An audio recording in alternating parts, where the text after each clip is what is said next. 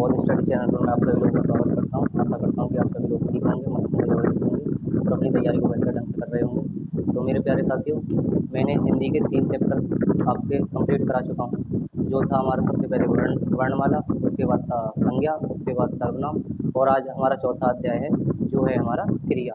क्रिया साथियों, क्रिया क्रिया की परिभाषा क्या होती है?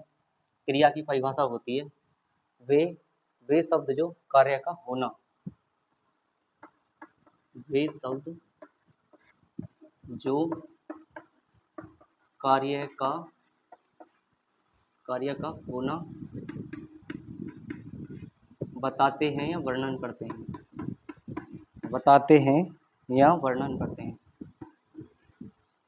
वे शब्द जो कार्य का होना दर्शाते हैं, बताते हैं या वर्णन करते हैं। होना दर्शाते हैं,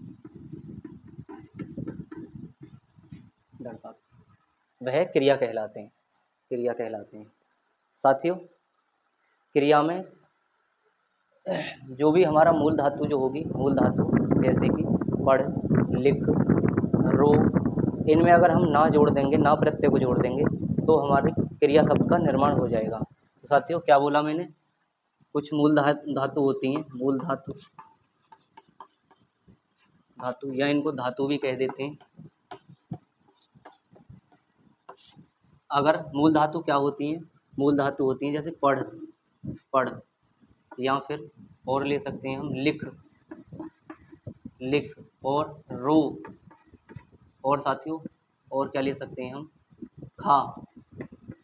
साथियों, अगर हम इनमें ना प्रत्यय कह सकते हो आप इसको, प्रत्यय के चैप्टर में हम प्रत्यय को अच्छी तरह से जानेंगे।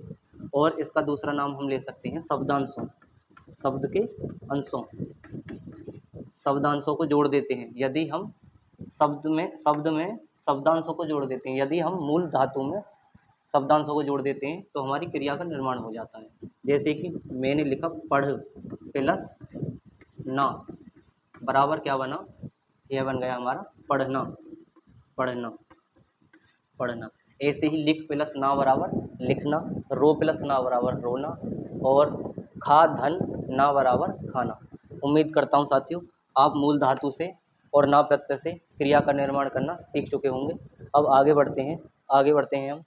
वह है हमारा कि मूल धातु में और साथियों कुछ ले लेते हैं और मूल धातु जैसे कि पीस। आप साथियों इस पीस को हम मूल मतलब पीस को हम क्रिया का निर्माण करा के दिखाओ आप कि किस प्रकार से हो जाएगा। पीस में प्लस अगर हम ना जोड़ देते हैं, पीस प्लस ना जोड़ देते हैं तो वह हो जाएगा हमारा पीसना, पीसना।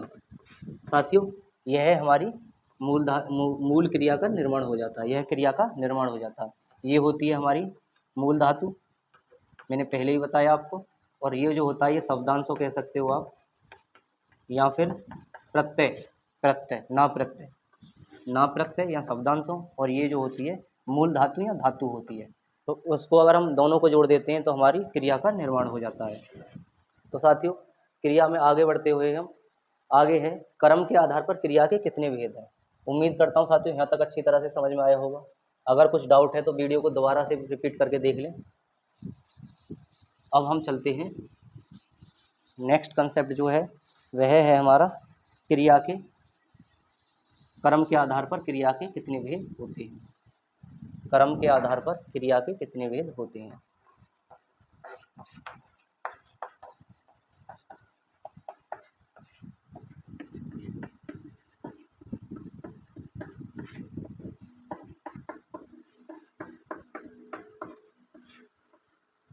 भेद होते हैं।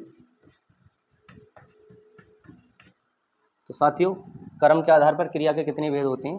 तो क्रिया के 2 भेद होते हैं। कौन कौन से होते हैं? वह होता है पहला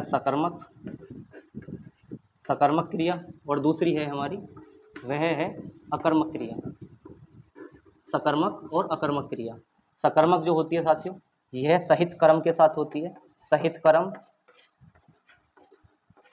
और अकर्मक क्रिया जो होती है वह होती है जो जिसमें कर्म ना हो, जिसमें कर्म ना हो, वह हमारी अकर्मक क्रिया होती है। इसमें कर्म होगा सहित सकर्मक में सहित कर्म। और साथियों कुछ कह सकते हैं हम इसमें कर्म के साथ होगी और इसमें कर्म की अपेक्षा रहेगी, कर्म की अपेक्षा होगी, अपेक्षा होगी, अपेक्षा उम्मीद मतलब कर्म की उम्मीद होगी। और इसमें जिसमें कर्म की उम्मीद, जिसमें कर्म की अपेक्षा ना हो, कर्म की अपेक्षा ना हो, ना हो, वह हो जाएगी हमारी अकर्मक क्रिया। और जिसमें कर्म की अपेक्षा होगी वह हो जाएगी हमारी सकर्मक क्रिया। तो उम्मीद करता हूँ साथियों यहाँ तक समझ में आया होगा। आगे बात करते हैं हम साथियों और कुछ इसमें एक और चीज़, जिसमें क्या, जिसमें जिनमें क्या से प्रश्न करने पर जवाब मिले, जिनमें क्या से प्रश्न करने पर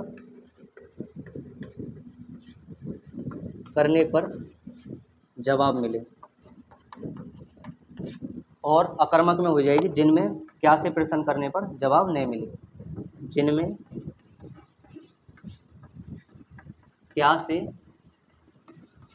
प्रश्न करने पर जवाब नहीं मिले। उम्मीद करता हूँ साथियों यहाँ तक अच्छी तरह से आपको कंसेप्ट समझ में आ रहे होंगे।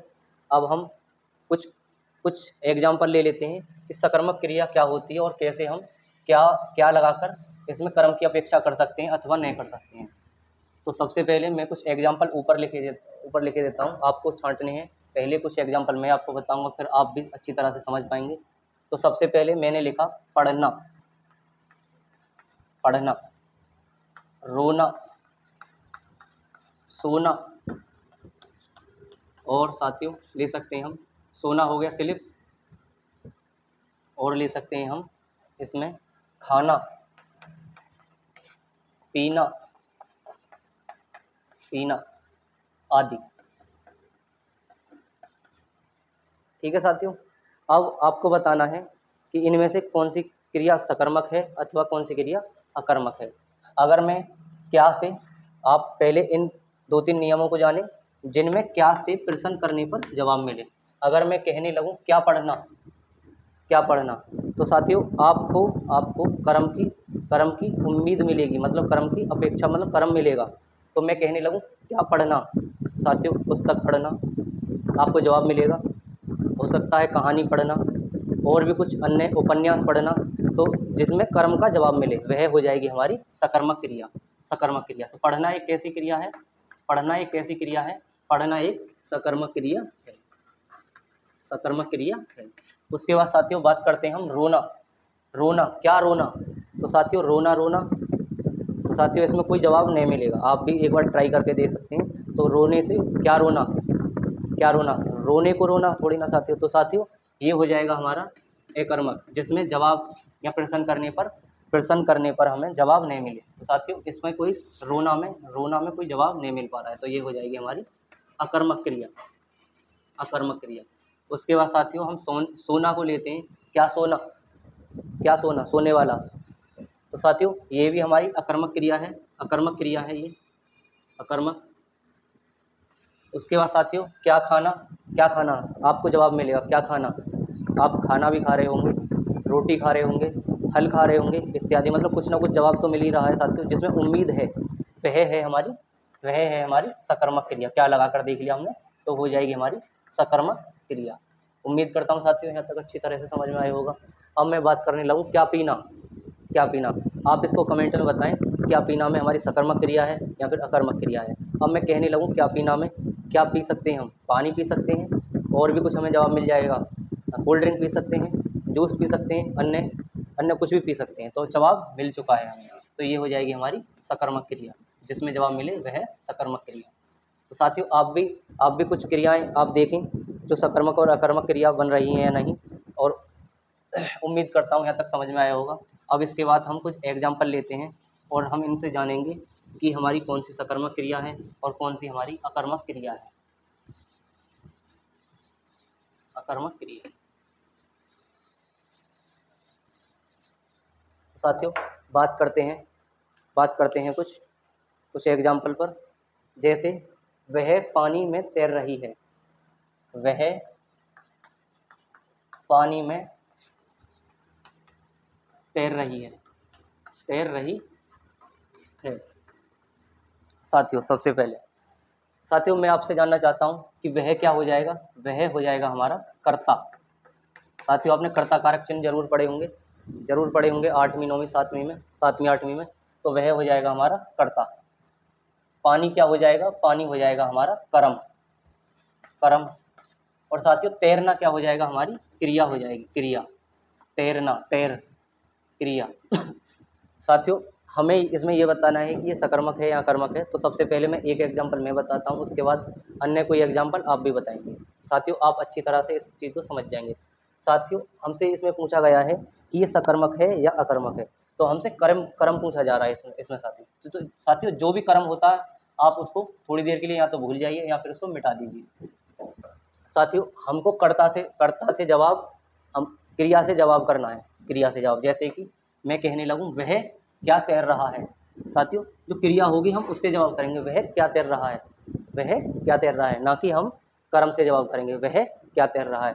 तो साथियों तैरना, क्या तैरना है, तो साथियों तैरने में कोई हमको जवाब नहीं मिल रहा है, तो यह हो जाएगी हमारी अकर्मक क्रिया।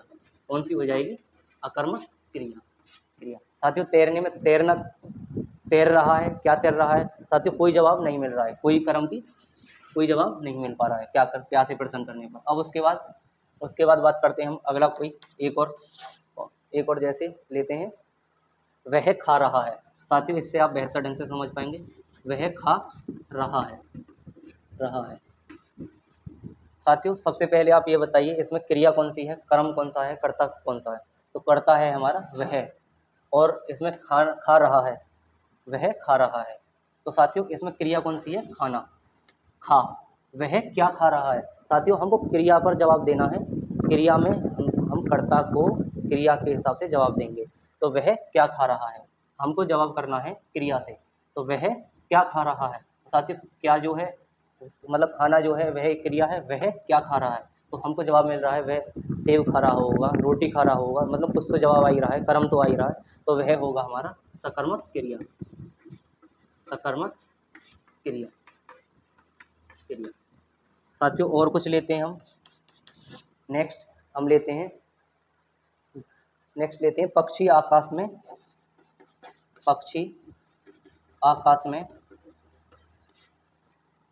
उड़ते हैं। साथियों उड़ना कैसी क्रिया हो गई, हम क्या से हम जवाब लेते हैं, तो क्या उड़ना। तो साथियों उड़ना थोड़ी नहीं होता है, साथियों इसमें कोई जवाब नहीं मिल पा रहा है हमको, तो क्या उड़ना। अब उसके बाद बात करते हैं, मैंने फिर बताया आपको कि